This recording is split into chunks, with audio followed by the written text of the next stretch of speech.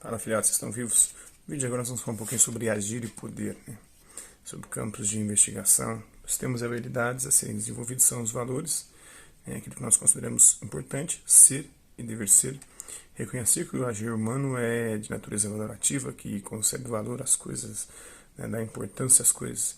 Distinguir e circunscrever a esfera da moral como o lugar das ações e escolhas humanas, das normas e dos valores. Distinguir entre as esferas dos fatos, né, do ser e dos valores, aquilo que deve ser, o que nós consideramos importante e que deveria ser daquela maneira. Conhecer algumas diferenças, conhecer algumas entre as diversas posições filosóficas a respeito do bem e do mal. São muitas, né, ao longo da história. Diferenciar ser e dever ser fato e valor. Né? Ser aquilo que é, dever ser aquilo que deve ser. É a diferença entre fato, aquilo que é, e o valor, aquilo que nós consideramos importante, que queríamos que fosse daquela maneira. Então, o juízo de fato é um juízo acerca da realidade. Né? Essa mesa aqui é preta, a flor desse livro é branca. Né? Esse celular Xiaomi, esse é um juízo de fato. O juízo de valor é: esse celular é muito bom, bonito, gostoso. Não, gostoso não. Esse livro aqui é interessante, né? Na verdade, são as orientações de filosofia do Estado de Minas Gerais. É bom de ler, é um juízo importante.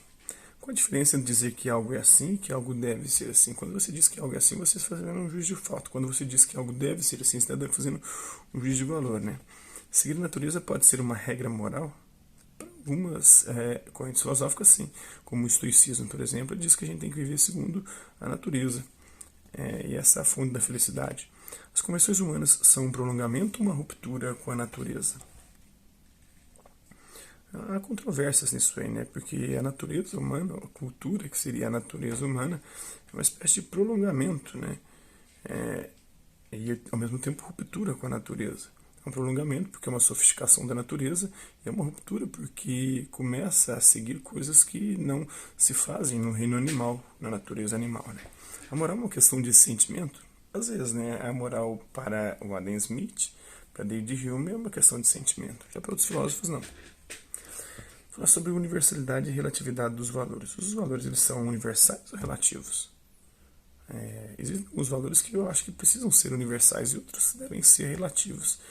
Compreender a diversidade cultural, que é muito importante para a gente entender isso, porque cada cultura vai estabelecer os seus juízos de valor, os seus graus de valoração, e dependendo das coisas que valorizam, eu acho que não se deve interferir.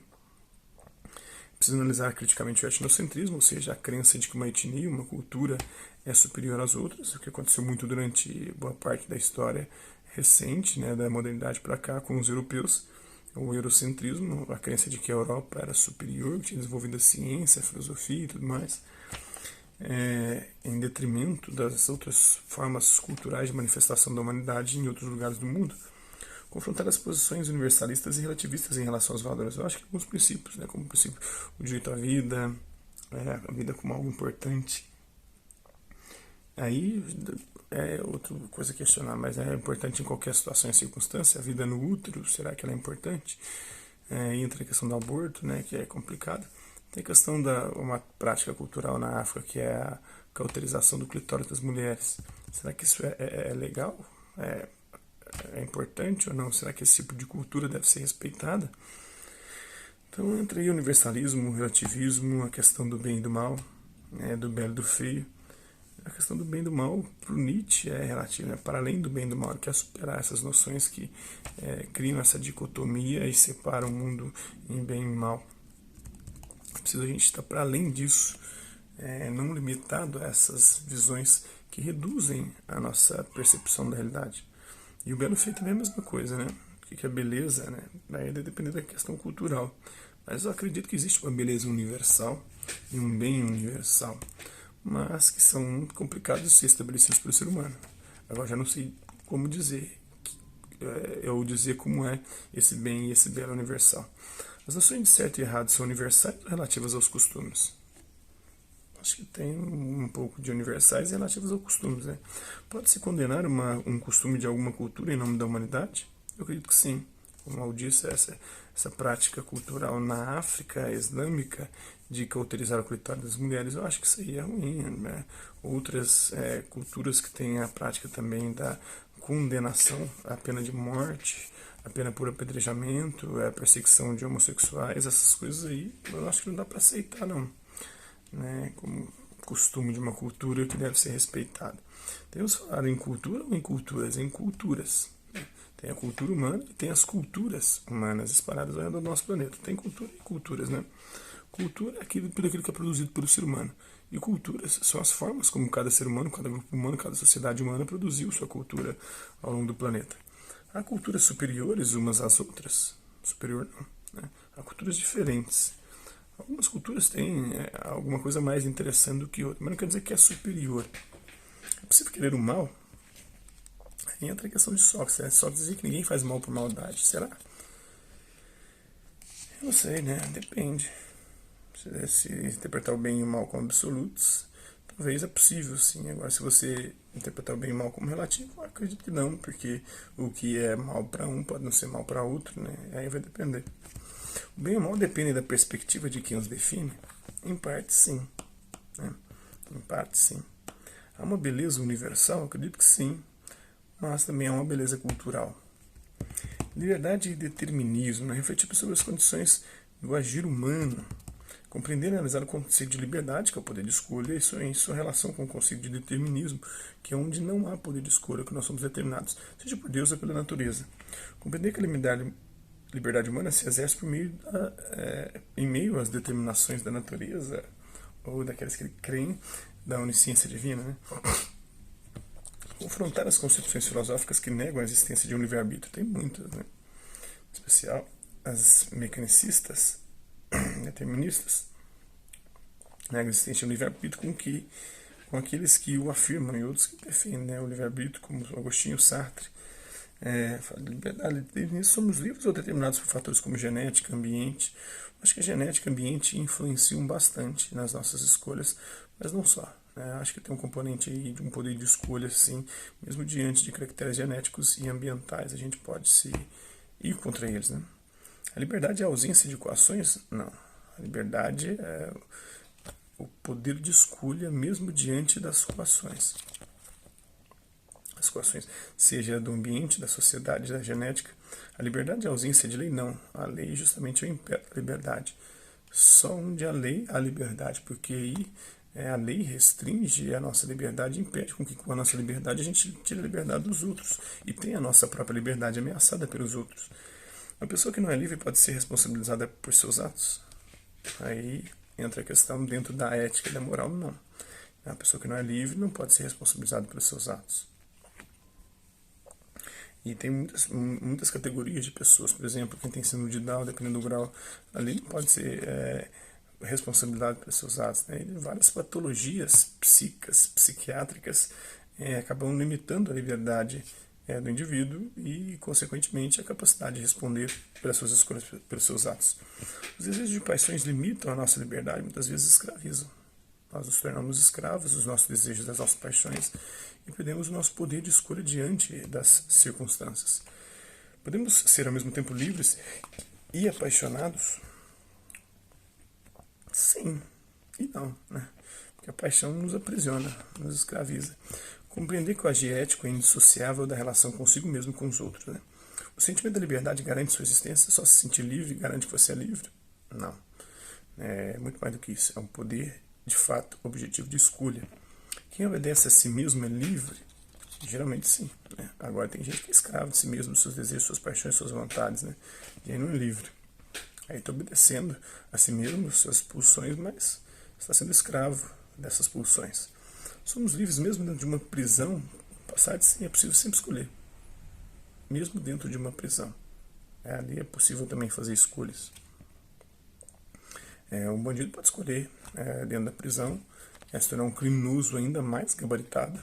Ali é uma escola do crime. Ou sair de lá e reconstruir sua vida, né? E reorientar ali mesmo, ali dentro mesmo. E acontece muita gente muda dentro da cadeia e acaba revendo as suas escolhas, o seu jeito de viver e sai de lá uma outra pessoa transformada. Falar de indivíduo e comunidade, o conflito, né? Limitar as esferas do indivíduo, que é da nossa privacidade, né? Do social e do político, daquilo que é público, né? Refletir sobre o sentido do conflito nas relações humanas. Há um conflito entre privacidade e publicidade, né? Ainda mais hoje em tempos de rede social, né? Compreender a esfera da política como lugar da expressão e articulação de conflitos e eventual operação de consenso. Então, a política é a arte de administrar os conflitos sociais, né? Os conflitos entre os indivíduos e os grupos sociais dentro de uma sociedade, e buscando uma espécie de consenso, uma tentativa de consenso. Compreender o fenômeno da violência em sua diferença com o conflito. A violência e o conflito são duas coisas diferentes. Conflito sempre vai haver. Onde tem seres humanos, indivíduos humanos e grupos humanos, vai haver conflito, ou seja, divergências. Já a violência é quando você tenta resolver esses conflitos de forma a usar a força, em vez de usar o diálogo, buscando o consenso. Pensar os fundamentos da desobediência. A desobediência o Henry Thoreau defendia a desobediência civil, que foi praticada pelo Mahatma Gandhi e pelo Martin Luther King, os grandes ativistas do século XX. Então, a desobediência, em algumas situações e circunstâncias, ela é fundamental para a liberdade. Então, distinguir entre o exercício da força, a violência, né, e o da autoridade, o uso legítimo da força, que seria aquele operado pelo Estado, aquele que usa a força para garantir a lei e garantir a boa convivência entre os indivíduos numa sociedade. Então, é isso, né, indivíduo, no âmbito do particular, do privado, a privacidade, a sociedade, aquilo que é público, né, o conflito, sempre vai haver conflito, onde há sociedades humanas sempre tem conflitos, porque tem indivíduos que pensam diferente, tem grupos que pensam diferente. Nós hoje vivemos num país aí com vários conflitos ideológicos, né? A violência é quando você abnega ou nega ou desiste do diálogo e parte para a força física para tentar resolver os conflitos. O privado e o público, né? O privado é a esfera do indivíduo, do individual, do particular, enquanto o público é aquilo que está relacionado ao social, à sociedade, ao povo, né? Força, o uso da força, da violência e da autoridade. É a violência que é usada, mas de forma legítima. Então, o que leva os homens a viver em comunidade? Segundo os estudos evolutivos, o homem passou a viver em comunidade porque assim tinha mais chance de sobrevivência, né? E até também, depois de ser mais livre, de poder ter uma série de benefícios, apesar de que tem também uma série de problemas quando ele passa a conviver em comunidade, né?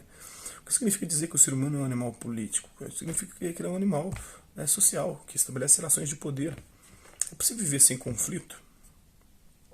Em sociedade, não. Não, até individualmente, né? A gente vive em conflito com a gente mesmo constantemente.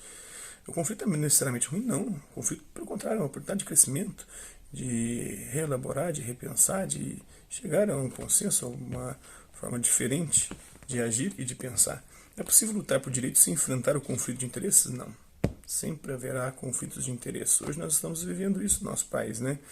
Tem aqueles que lutam pelos direitos, os direitos sociais e especiais, e para outros, né, como a direita, os direitos sociais não são direitos, na verdade, são propriedades e que devem ser comercializadas, devem funcionar num livre mercado, e o Estado nem ninguém é obrigado a dar isso para ninguém, as pessoas têm que conquistar isso através do seu mérito, através do seu esforço, né, e quem não conseguir isso, aqueles que conseguem pode até escolher fazer a caridade, o bem próximo e coisas desse sentido, né.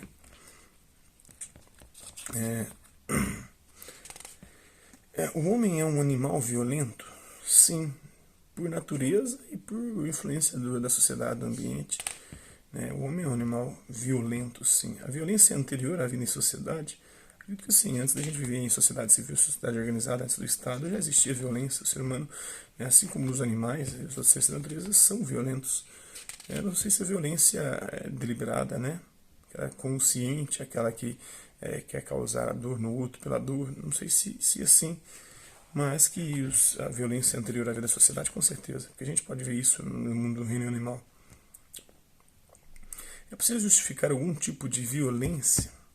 Será que é possível? Justificar algum tipo de violência em nome da ordem, da paz, da segurança? Acredito que sim, né? Um problema da esquerda muito grande para mim hoje em relação à questão da violência, da segurança pública. Ela acha que vai conseguir a paz e a segurança abraçando árvores e pregando o não armamento, mas, cara, se você faz isso, você está dando aos bandidos a oportunidade de atuarem sem nenhum tipo de freio. E sempre vai existir bandidos, cara. Tem sociedades igualitárias, tem aqueles que rompem o pacto da igualdade ali e fazem coisas absurdas. O paraíso na Terra é impossível, velho. Essa é uma ilusão, uma utopia esquerdista. Há uma guerra de todos contra todos. Acho que já existiu e ainda continua existindo hoje de forma muito mais simbólica do que real, né, do que partindo para as vias de fato. Todo conflito é violento? Não. O conflito é quando há divergências. Né? Quando se desiste do diálogo para resolver o conflito e parte para a força física, aí sim o conflito se torna violento. É possível construir uma sociedade pluralista? A sociedade já é pluralista, né? O que precisamos é reconhecer isso e aprender a respeitar e tolerar isso. A autoridade é necessária? Acredito que sim. Precisa de que haja algum tipo de autoridade que seja respeitada para garantir o mínimo de ordem social, porque senão não vai ter ordem, senão vai virar uma bagunça total. A anarquia, eu não vejo a anarquia como solução, como panaceia para os nossos problemas, pelo contrário, acredito que ela pode nos levar a coisas que nós já superamos no nosso processo evolutivo. Há uma distinção entre autoridade e força. A autoridade é quando você usa a força de forma legítima, de forma legal, fundamentada na lei e no consenso social. Falar sobre lei e justiça, compreender os diferentes conceitos de lei. Lei é aquilo que é positivado, né, no direito através de um Estado com seu poder legislativo. Compreender os diferentes conceitos de justiça, né, tem diversos conceitos de justiça ao longo da história. Para mim o mais interessante é o do John Rawls, né? Justiça como equidade, com busca de equalizar as coisas, garantir a todos pelo menos oportunidades iguais, não como é que eu posso dizer, garantir a igualdade, mas oportunidades iguais, igualdade material, igualdade de riqueza, não, mas igualdade de oportunidades as pessoas acham que deveriam ter. E nesse sentido eu estou com o John Rawls para Platão, cada um fazia aquilo que lhe cabe, cada ordem, cada classe social, cada filósofo vai ter sua concepção diferente de justiça. Diferenciar legitimidade e legalidade.